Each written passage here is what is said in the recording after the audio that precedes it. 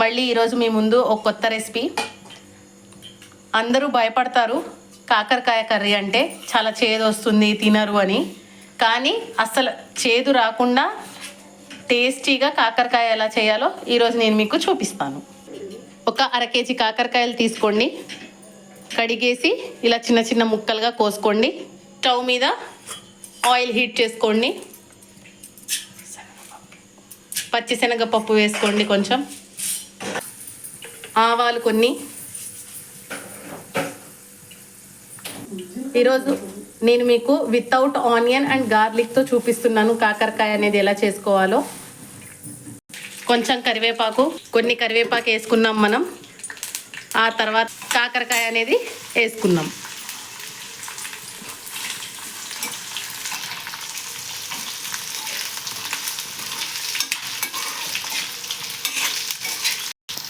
కొంచెం సాల్ట్, కాకరకాయ వేసి తిప్పిన వెంటనే సాల్ట్ అనేది వేసేయండి. అందరూ ఇక్కడే కొంచెం మిస్టేక్ చేస్తారు, అందుకే మనకి చేదు రావడానికి ఛాన్సెస్ ఎక్కువ. మనం కాకరకాయ వేసుకొని మిక్స్ చేసిన వెంటనే సాల్ట్ అనేది వేసేయండి.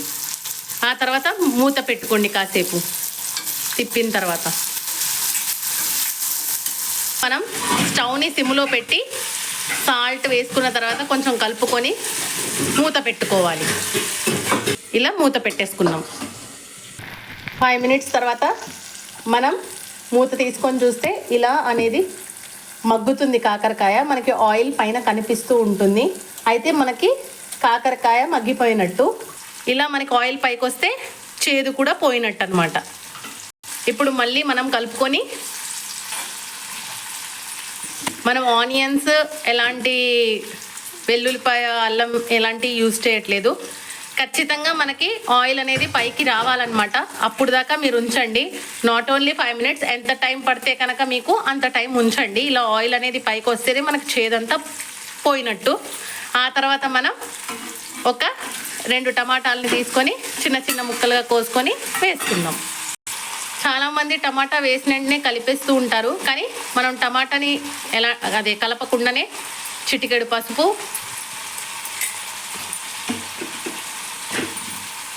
మనం కింద సిమ్లోనే ఉంచుకోవాలన్నమాట మొత్తం స్టవ్ అంతా.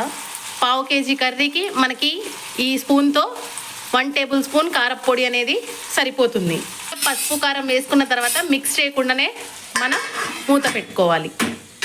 ఒక 5 మినిట్స్ తర్వాత మళ్ళీ మనం మూత తీసి మొత్తం మిక్స్ చేసుకోవాలి.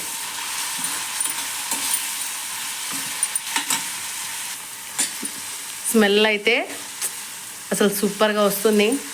మీరు కూడా ట్రై చేయండి ఖచ్చితంగా. కాకరకాయ చేదు అని మాత్రం భయపడకండి. మెయిన్లీ డయాబెటీస్ పేషెంట్స్కి అయితే చాలా యూజ్ అవుతుంది. మన ఇండియాలో అయితే డయాబెటీస్ పేషెంట్సే ఎక్కువ అయిపోతున్నారు. సో ఖచ్చితంగా కాకరకాయ అనేది అందరూ తినాలి 1 వీక్ ఒక్కసారైనా. సో ఖచ్చితంగా ఇలా ట్రై చేయండి. చేదు అనేది అస్సలు ఉండదు మీకు.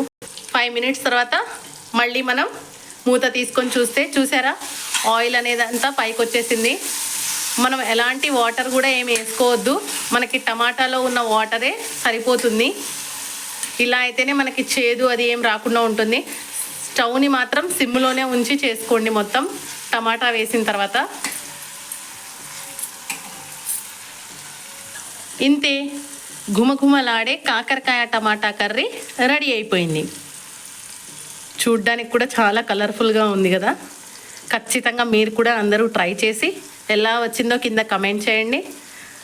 Please like, share and subscribe కూడా చేసుకోండి. ఇలాంటి మరిన్ని వంటకాలతో మేము ముందుకు వచ్చేస్తాం. Thank you.